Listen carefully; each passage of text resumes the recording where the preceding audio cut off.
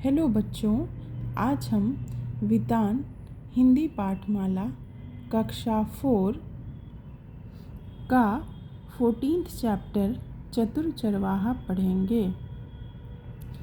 एक दिन मनुआ बड़ी सड़क के साथ वाले मैदान में अपनी भेड़ें चरा रहा था। उसकी भेड़ें खिली धूप में आराम से धीरे धीरे घास चर रही थी। वह अपनी छड़ी पर टेक लगाकर खड़ा हुआ था और कुछ सोच रहा था। अचानक उसने अपनी छड़ी फेंक दी और खुशी से उछल पड़ा। उसने छड़ी के पास ही अपनी फर की टोपी भी ज़मीन पर फेंक दी और फिर ऊंची आवाज़ में चिल्लाकर बोला, मैंने पहेली बूझ ली, मैंने पहेली बूझ ली।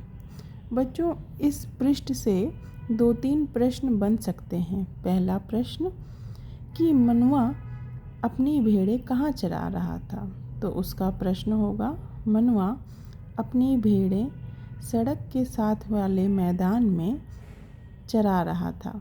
इस प्रकार भी ले सकते हैं, मनुआ बड़ी सड़क के साथ वाले मैदान में अपनी भेड़ें चरा रहा था। दूसरा प्रश्न हो सकता है कि वह ऊंची आवाज़ में चिल्लाकर क्या बोला। मनुआ ऊंची आवाज़ में चिल्लाकर बोला कि मैंने पहेली बूझ ली, मैंने पहेली बूझ ली। तीसरा प्रश्न हो सकता है कि मनुआ छड़ी पर टेक लेकर क्या सोच रहा था।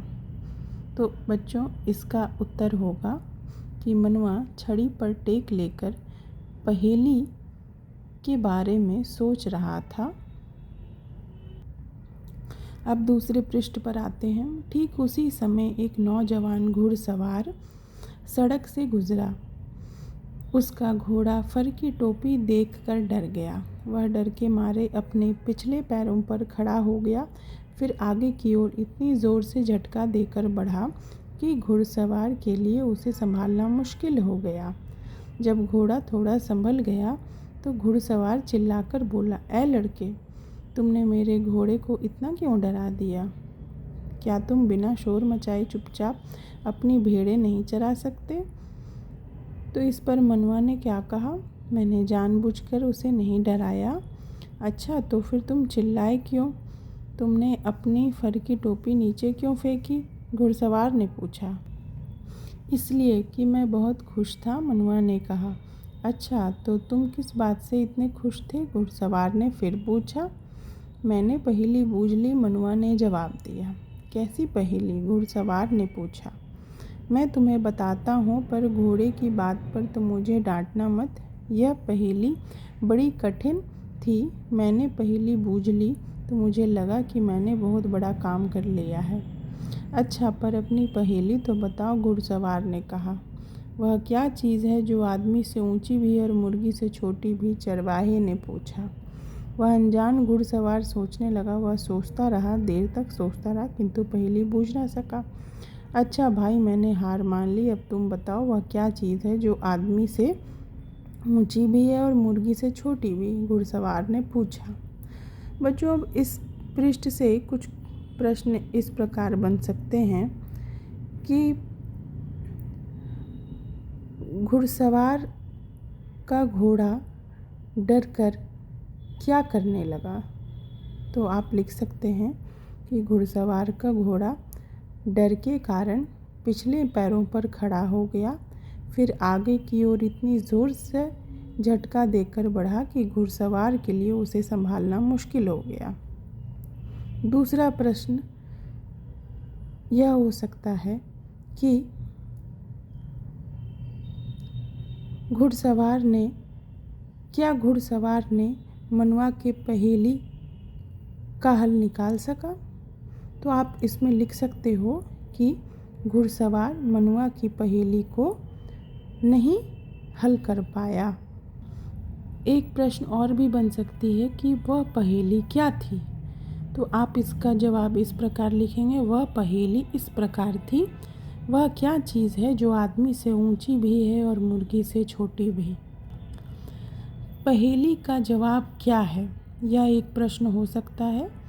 तो आप इसका जवाब लिखेंगे कि पहेली का जवाब फर की टोपी है, क्योंकि वह मुर्गी से छोटी है, पर जब पहन ली जाती है तो आदमी से ऊंची हो जाती है। आइए अब पृष्ठ संख्या 3 पर पढ़ते हैं। तुम वास्तव में बुद्धिमान लड़के हो। अच्छा, अब मेरी बात सुनो। कल इसी समय इसी रास्ते में मैं घर जाऊंगा। तुम यहाँ मेरा इंतज़ार करना। अपनी भेड़ों में से सबसे अच्छी भेड़ मेरे लिए चुनकर रखना। इसके लिए मैं तुम्हारे पिता को जितना भी पैसे मांगेंगे दे दूंगा, पर याद रखना, भेड़ ना सफ़ेद हो, ना काली, ना भूरी और ना ही चितकबरी। वह किसी दूसरे रंग की भी नहीं होनी चाहिए। घुड़सवार ने लड़के से कहा। यहाँ पर एक प्रश्न बन सकता है कि घुड़सवार को किस रंग की भेड़ें चाहिए थी। तो इसका उत्तर होगा, घुड़सवार ने मनुआ से ना ही सफ़ेद, ना काली, ना भूरी, ना चितकबरी और ना ही किसी दूसरे रंग की भेड़ लाने को कहा। अगला प्रश्न यह हो सकता है कि मनुआ किस वार को भेड़ लाने को तैयार हुआ। यह अगले पृष्ठ का प्रश्न है, लेकिन मैं आपको पहले ही बता देती हूँ। तो आप इसका जवाब लिखोगे कि मनुआ ना तो सोमवार, ना मंगलवार, ना बुधवार, ना बृहस्पतिवार, ना शुक्रवार, ना शनिवार, ना ही रविवार को भेड़ लाने को कहा। ठीक है, अब हम आगे पढ़ते हैं। ठीक है, मैं तुम्हारे लिए ऐसी ही भेड़ तलाश करूँगा जैसी तुम चाहते हो, मनुआ ने उत्तर दिया।